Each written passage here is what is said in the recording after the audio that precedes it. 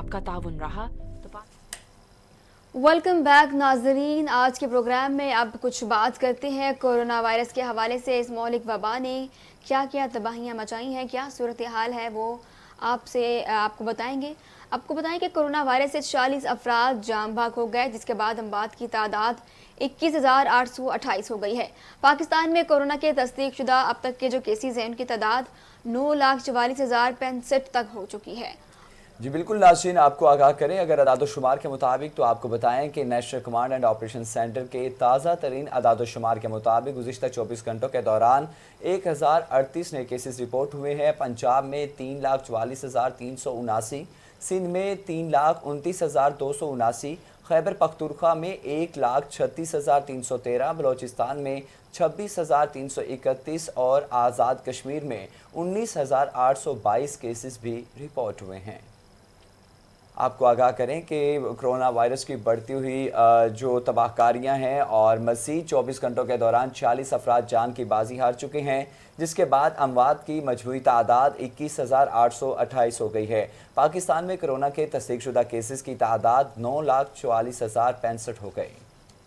Corona virus से नरमी कर दी गई है लॉकडाउन में, लेकिन जो है वायरस के लिए हम आपको डेली यही एक आगाही पैगाम देते हैं कि वैक्सीन ज़रूर लगवाएं, ख़ुद को वैक्सीन ज़रूर करवाएं। और बाकी जो अफवाहें हैं कि वैक्सीन लगवाने से शर्म-अमवात में ज़्यादा इजाफा हो रहा है और बाकी जो चीज़ें, इन पर कान न धरें, लेकिन ज़रूर जाएं और अपने आप को ज़रूर वैक्सीनेट कराएं। बिल्कुल नाज़रीन, और यहाँ पर कुछ बात करेंगे बजट के हवाले से, और साथ ही साथ आपको बताएं कि कौमी असम्बली में आज फिर हंगामा आराई देखने में आई थी। हुक्मरान जमात तहरीक इंसाफ के रुकन अली नवाज अवान ने गर्मा गर्मी के बाद लीगी रहनुमा शेख रोहेल असगर को किताब दे मारी है।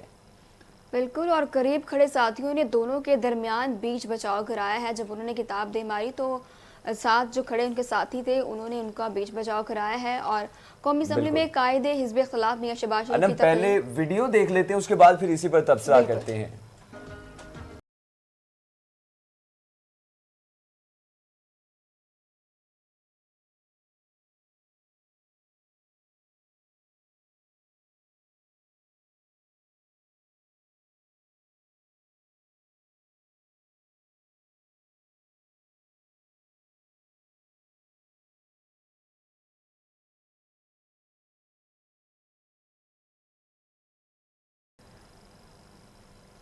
जी नाज़रीन, ये वो मनाजिर हैं जो आपने देखे कि कौमी असम्बली में कायदे हिज़्ब इख्तिलाफ मियां शहबाज शरीफ की तकरीर शुरू होते ही ऐवान में हुकूमती बेंचों से शोर शराबा शुरू हो गया। हुकूमती अरकान नशिस्तों पर खड़े हो गए। जैसे कि आपने देखा कि किताब फेंकी गई है और फिर जो है वो लड़ाई और ये झगड़ा। वफाकी वज़ीर शाह महमूद कुरैशी, फवाद चौधरी भी नाराबाजी करने वालों में शरीक थे। और इस मौके पर नून लीगी अरकान ने अपोजिशन लीडर के गिर्द हसार बना लिया। स्पीकर असद कैसर ने तमाम अरकान को तहम्मुल का मुजाहरा करते हुए शोर शराबा ना करने की सख्त तलकीन भी की थी, लेकिन वो भी सूरत हाल को कंट्रोल करने में नाकाम रहे, क्योंकि सूरत हाल जो इंतहाई बिगड़ चुकी थी। जिसके बाद इन्हें इजलास 20 मिनट के लिए मुलतवी करना पड़ा। इजलास मुलतवी करने की वजह यही सामने आई थी कि जो हालात थे वो कंट्रोल नहीं हो पा रहे थे और मज़ीद जो है वो ख़राब होने का अंदेशा था। तो उन्होंने 20 मिनट का गैप दिया कि हालात कुछ बेहतर होंगे तो दोबारा इजलास शुरू किया जाएगा। लेकिन इजलास फिर भी मुलतवी होना पड़ा था और इजलास मुलतवी हो गया। शाहिद खाकान अब्बासी का कहना था कि शहबाज शरीफ की तकरीर से हुकूमती बेंचों में आग लग गई है। उन्होंने बजट दस्तावेजात झूठ का पलंदा करार देते हुए कहा कि अहदाफ 12 से 15% महंगाई की बुनियाद पर बनाए गए। वज़ीर ख़जाना बता दें कि क्या बजट से महंगाई कम होगी।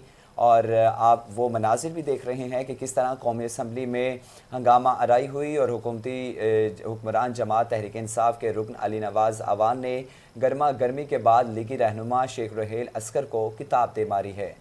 बिल्कुल, और देख रहे हैं कि किताब दे मारी है और करीब खड़े साथियों ने उनके दरमियान जो है वो बीच बचाव कराया है। तो ये है आज की कौमी असम्बली के हंगामा के हवाले से। और दूसरी जानिब आपको बताएं कि बलोचिस्तान का माली साल 2021 और 22 का बजट 18 जून को पेश किया जाएगा। सूबे के नए माली साल के बजट का हजम 500 अरब होगा।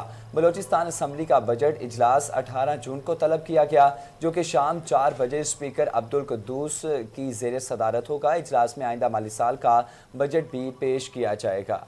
बिल्कुल, बलोचिस्तान असम्बली की जानिब से जारी किए गए एलामिया के मुताबिक 18 जून को सूबाई काबीना का इजलास जो है वो तलब किया गया है और काबीना मंजूरी के बाद बजट असम्बली में पेश किया जाएगा।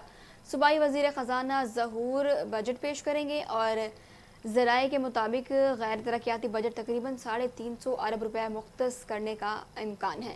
तरक्याती बजट 1 खरब 25 अरब से 1.5 खरब तक हो सकता है। बिल्कुल नाज़रीन, आपको बताएं कि बलूचिस्तान का माली साल 2021 और 22 का बजट जो है वो 18 जून को पेश किया जाएगा। सूबे के नए माली साल के बजट का हजम 500 अरब होगा। और अब आपको बताएं कि सरकारी मुलाजमीन ने पंजाब के बजट को मुस्तरद कर दिया है।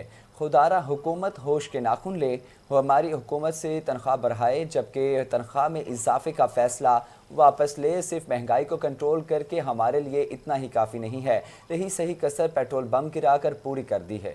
हुकूमत पंजाब बजट में सिंध हुकूमत की तरफ डेली वेजेस मुलाजमीन की तनख्वाहें 25,000 मुकर्रर करे।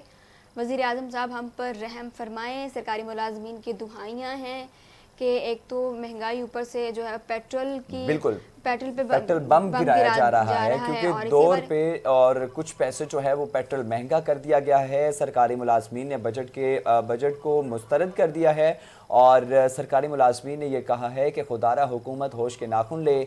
और इस वक्त हमारे नुमाइंदे जो हैं ईद मोहम्मद वो हमारे साथ मौजूद हैं और उनसे मज़ीद तफसीलात जानते हैं। जी ईद मोहम्मद, आगाह कीजिएगा, सरकारी मुलाजमीन का मज़ीद क्या कहना है? कर दिया गया है लेकिन सरकारी मुलाजमीन की तनख्वाह में महज 10% इजाफा किया गया है। तो all Pakistan PWD workers union के मुलाजमीन हमारे साथ मौजूद हैं, इनसे हम बात करते हैं ये क्या कहेंगे बजट के हवाले से। जी अनीफ साहब बताइएगा। जी अस्सलाम वालेकुम वरहमतुल्लाह। पहले तो सबसे पहले हम आपका शुक्रिया अदा करते हैं स्टार एशिया न्यूज़ करके जी, आप इस मौके पर लेबर के साथ हैं और बजट का जो इन्होंने सिलसिला पेश किया है उसके साथ आप हमारे साथ ताउन कर रहे हैं, आपका बहुत बहुत शुक्रिया।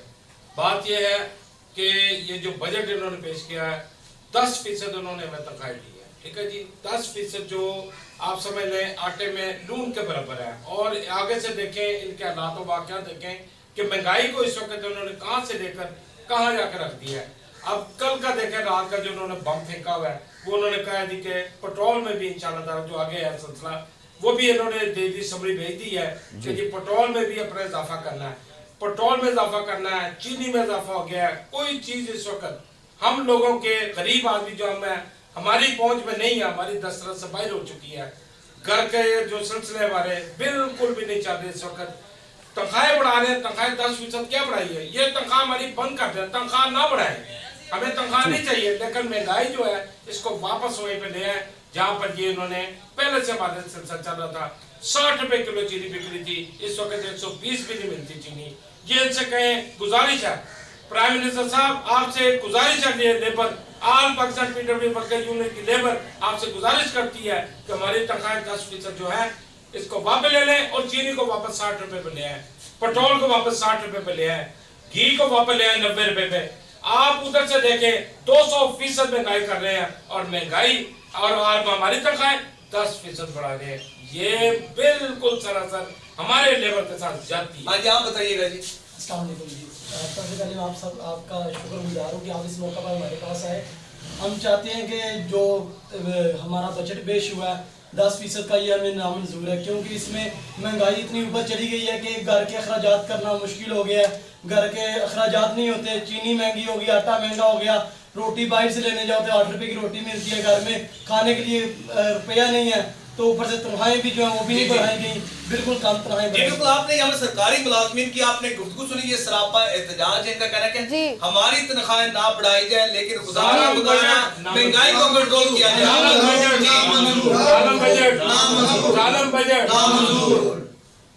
खुदारा महंगाई को कंट्रोल किया जाए, उनका यही कहना है कि तनख्वाहें बेशक ना बढ़ाएं लेकिन महंगाई का कंट्रोल किया जाए। उन्होंने कहा कि 10% तनख्वाहों में इजाफा करना जो है वो आटे में नमक के बराबर है और ये कहना था हमारे लोगों का, उनके ये मुतालबात थे। बहुत शुक्रिया ईद मोहम्मद, आप हमें तफसीलात से आगाह कर रहे थे। तो देखना यह है कि सरकारी मुलाजमीन तो सामने आ चुके हैं हुकूमत के सामने और उन्होंने पंजाब हुकूमत के जो बजट को मुस्तरद कर दिया है।